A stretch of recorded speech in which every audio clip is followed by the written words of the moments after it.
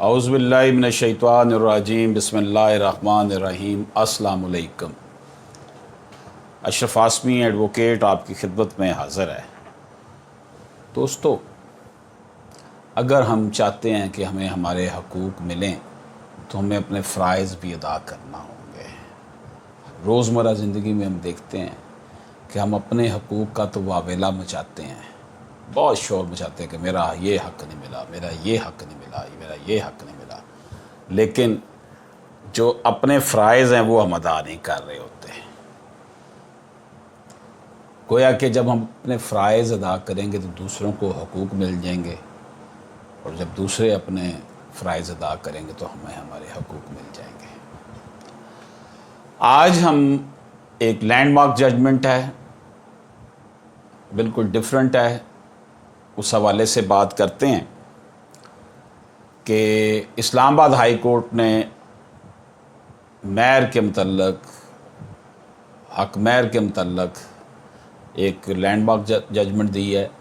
مہر کی رقم کوئی مشروط یا ترجیحی نہیں ہوتی، سب قطعی ہوتی ہے، کنڈیشنل نہیں ہوتی۔ مہر کی رقم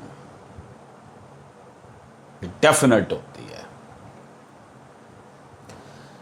اسلام آباد ہائی کورٹ کے فیصلے کے مطابق مہر مؤجل ہو سکتا ہے جو بعد از نکاح دلہن کو دولہے کی جانب سے کسی بھی وقت ادا ہو سکتا ہے۔ جسٹس عامر فاروق نے قرآن و سنت اور قانون کی روشنی میں حق مہر ٹھوس اشیاء کی شکل میں ہی نہیں، خدمات کی صورت میں بھی ہو سکتا ہے قرار دیا ہے۔ ایک شخص تحریم عامر کی شادی 13 جون 2014 کو ہوئی، جس میں فریقین کے اتفاق رائے سے حق مہر 5,000 روپے طے ہوا۔ اس کے علاوہ عراق، ایران اور شام میں متبرک مقامات کی زیارت اور حج کے اخراجات بھی حق مہر میں رکھے گئے۔ تو جناب بات کلیئر ہوئی کہ 5,000 روپیہ تو حق مہر ہو گیا، اس کے علاوہ کیا رکھا گیا کہ جناب حج کروایا جائے گا میل پرسن کی طرف سے، خاوند کی طرف سے بیوی کو، اور مقدس مقامات جو ایران، شام اور عراق میں ہیں وہ جہاں پہ مطلب وہ ہیں ان کی زیارت کروائی جائے گی۔ لیکن ہوا کیا کہ ان کے آپس میں تعلقات قائم نہ رہ سکے اور تنازعات ہو گئے۔ عورت کو جناب ڈائیورس ہو گئی صرف 5 ماہ کے بعد، شادی کے بعد۔ اب عدالت میں جب عورت نے دائر کی اپنی استدعا پلینٹ کہ جناب مجھے مقامات مقدسہ کی زیارت اور حج کی مد میں عدالت 12 لاکھ روپے اور جہیز کی مد میں 2,29,600 روپے اور خرچے کے لیے ماہانہ 10,000 روپے جو ہے وہ ادا کرے، یعنی ڈائریکٹ کرے مرد کو کہ وہ سے ادا ہو۔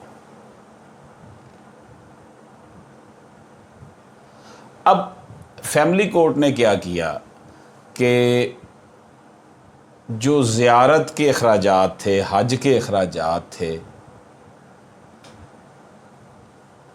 اس کو مسترد کر دیا کہ جناب حج اور زیارات مقدسہ کے اخراجات جو ہیں یہ مہر کی مد میں نہیں آتے۔ باقی جو سامان جہیز وغیرہ تھا اس کا اس نے جزوی طور پر جو بھی فیصلہ کرنا تھا کر دیا۔